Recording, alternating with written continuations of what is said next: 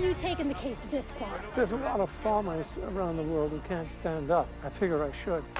This is a simple case of patent infringement. If you win, no farmer could ever be sued for saving his seeds again. What they're doing is not right, and somebody's got to say so. We got to keep fighting.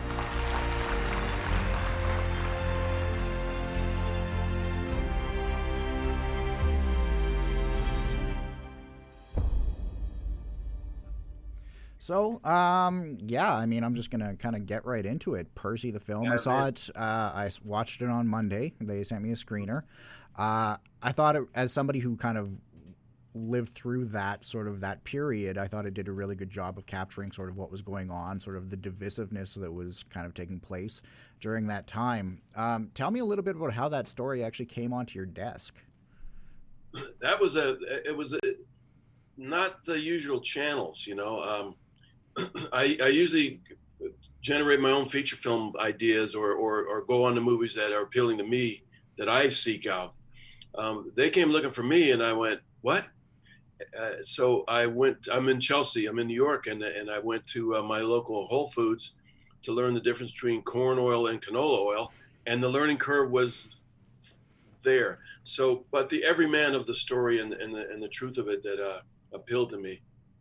Yeah, and I mean, so what about the story was it that sort of kind of made you want to be a part of it and to kind of grab it and run with it? Well, I'm second generation off the farm, which doesn't tell you much. I can't grow a houseplant, but so I come by honestly, and my parents were activists, and we had to come to Toronto because of my mom's big mouth.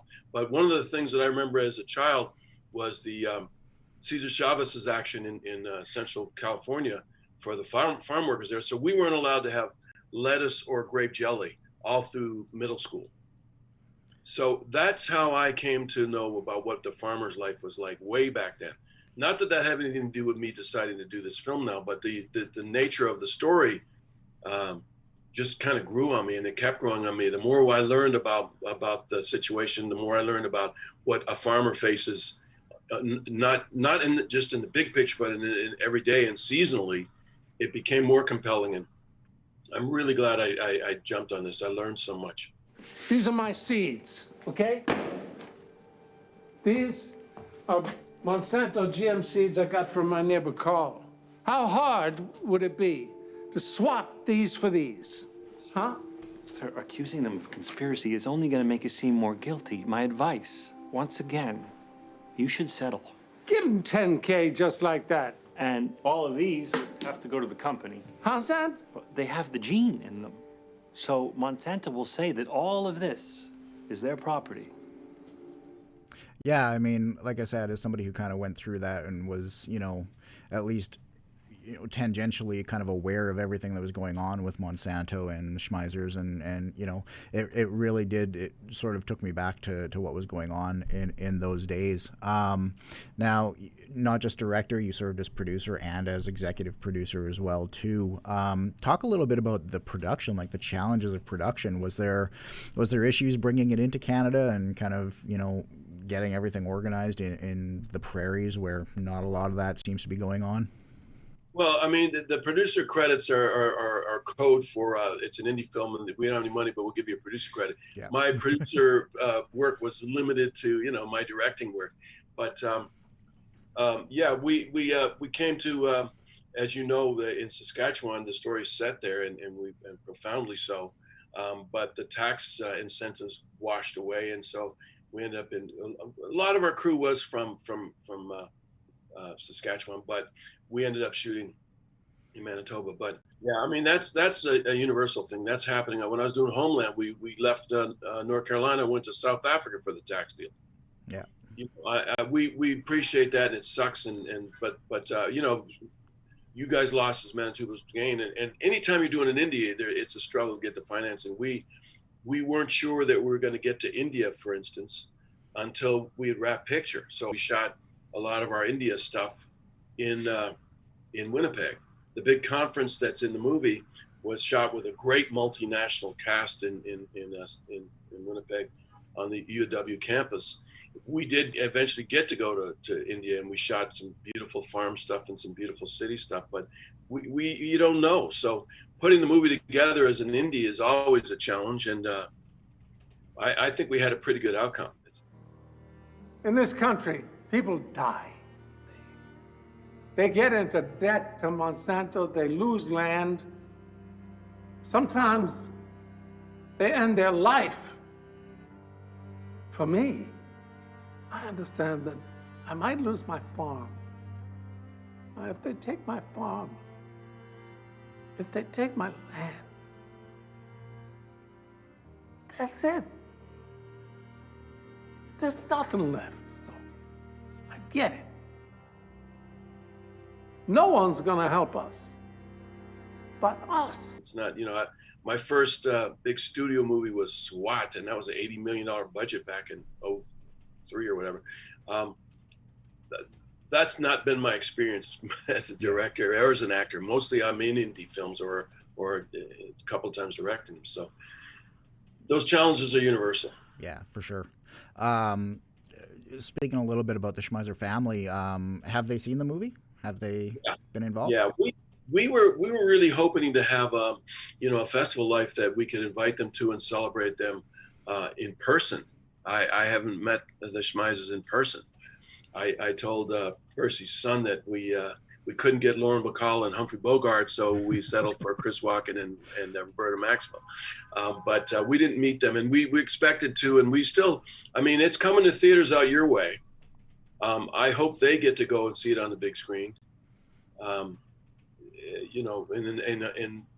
Starting the next couple of weeks, I think. So I'm hoping that you guys will keep the COVID at bay and keep each other at bay and be able to see this big, beautiful, epic farm movie on a big screen. So far, so good. Yeah. I did have a question as well about Christopher Walken, but talking about big, beautiful, and epic, I just wanted to ask a question too. Is you are, like you said, you're an indie director. Do you do a lot of the cinematography as well yourself, or do you work with a cinematographer? Absolutely not. I on my first film, Boycott, I have an old spring round Bolex that I still play around with. I still shoot. All my kids' gymnastics meets were with my Bolex, but they asked me to shoot some B-roll for my film, and I was flat. I said, "Oh, thank you." I said, "No, because you're so inherently terrible. You can't fake that."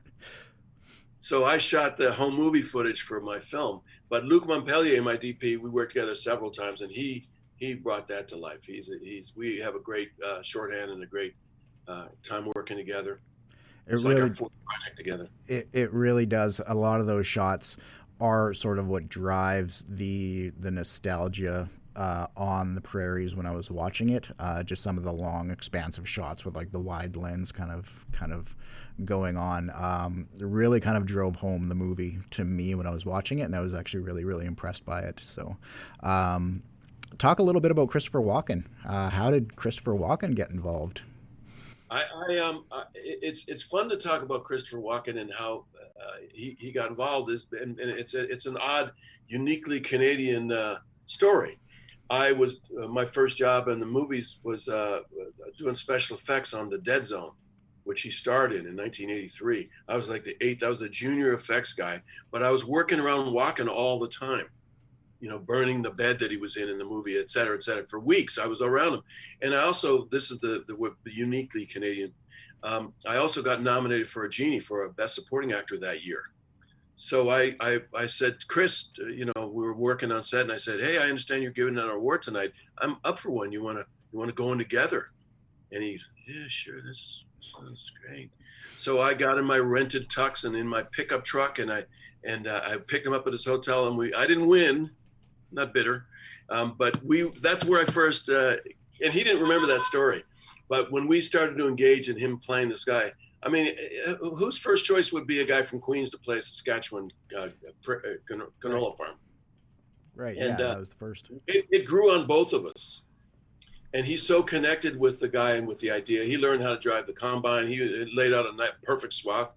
He really got it, and it ended up being a great experience. And most of the actors that are in the movie I've worked with before.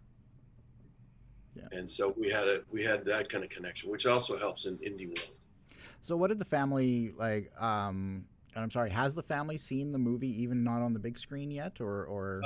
Yeah, they have. And again, Percy's not. He's not that communicative at the moment.